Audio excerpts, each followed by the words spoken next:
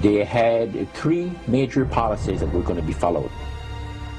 First, Lucifer says, we have to make sure that people, humans, get to believe that Satan and his angels do not really exist. You know, Roger, that's interesting because a recent research study report that I read indicated that in a national survey, I believe it's over 75% of people do not really believe in a real tangible devil.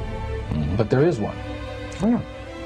Oh, the next thing, the three parts policy that they had adopted there, the second one was to find a way of being able to get total control of people's minds. And that would be done by taking hypnotism out of the realm of the occult and introduce it as a new science for the benefit of mankind.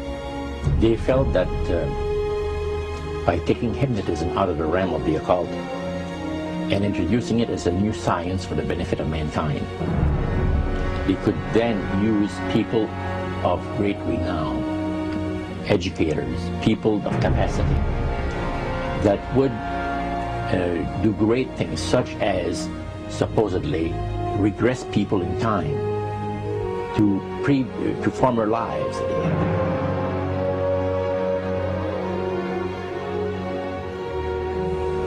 And of course, after the session is over, the person would not know a thing about ancient history. And the person she or he has talked about performing, you know, certain deeds, we'll say, 3,000 or 4,000 years ago.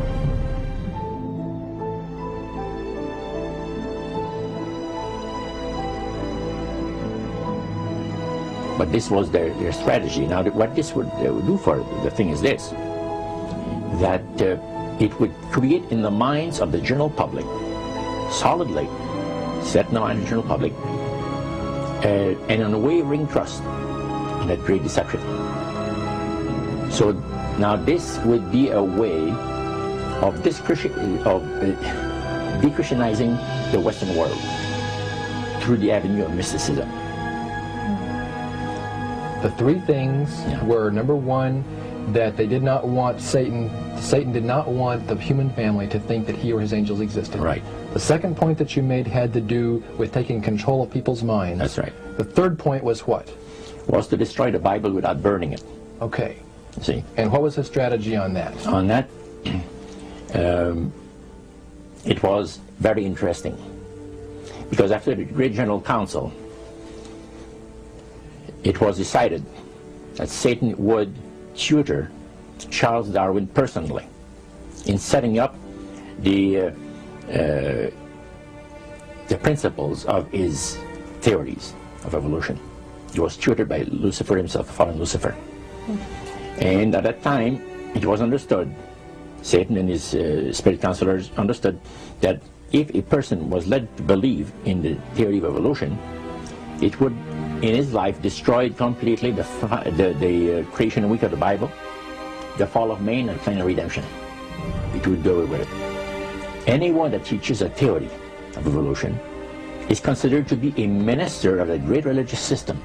And he said that every teacher of that theory is recognized by the spirits as a person of great value and receives a very special unction from Satan himself, giving great power to induce spiritual blindness, to convince and convert through capacities.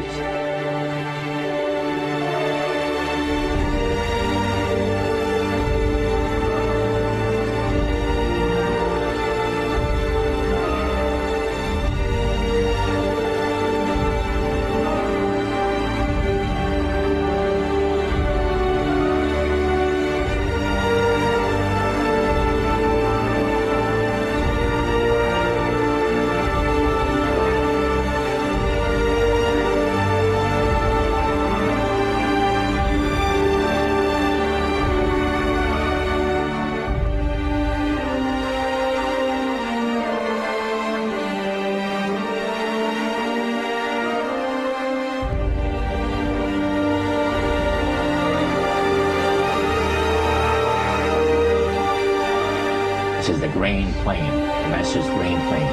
for harvesting the nations, for harvesting the multitudes of the earth into his cause, just before the close of the great controversy between the forces of good and evil. It's going to be done in a unique manner. This rain plans is going to take people are going to eat the stuff, because it says spirits, demon spirits, will declare themselves to be inhabitants of far distant planets in the galaxies that are coming to warn the inhabitants of planet Earth of the impending destruction of the planet, unless something seriously proper is done to avoid it.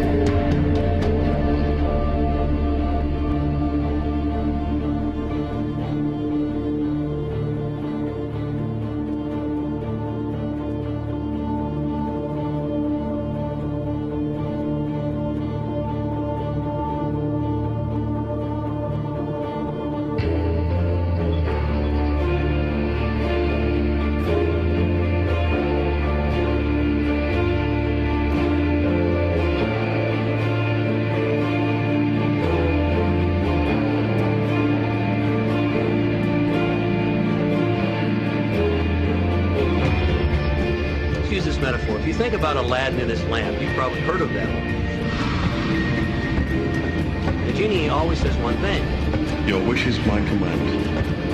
You know, the universe is this great genie, and your conscious mind is Aladdin. It formulates the intention of what you choose for your life.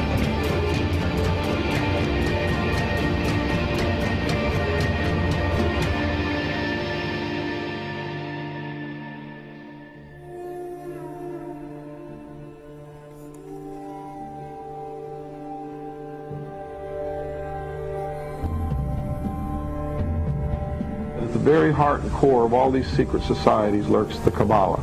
It is a method of encoding information through a system of mathematics and numbers. These people that belong to the secret societies never dared to write down in any language what they knew, what it was that they were guarding, because then someone could steal it and then the secret would be out. So they took this knowledge and they made it occult through a system of encoding, encryption, one of which is mathematics, numbers. Another is architecture. Everybody wonder, why do they have a fraternal organization called the Freemasons? Aren't those the guys that build walls? You bet they do. But every wall they build contains the secrets that have been kept and maintained throughout the ages, and it's encoded in the architecture and in the measurements of the buildings and in the mathematical formulas used to derive the geometry, the shape, the length and breadth and height of rooms. It's all encoded there.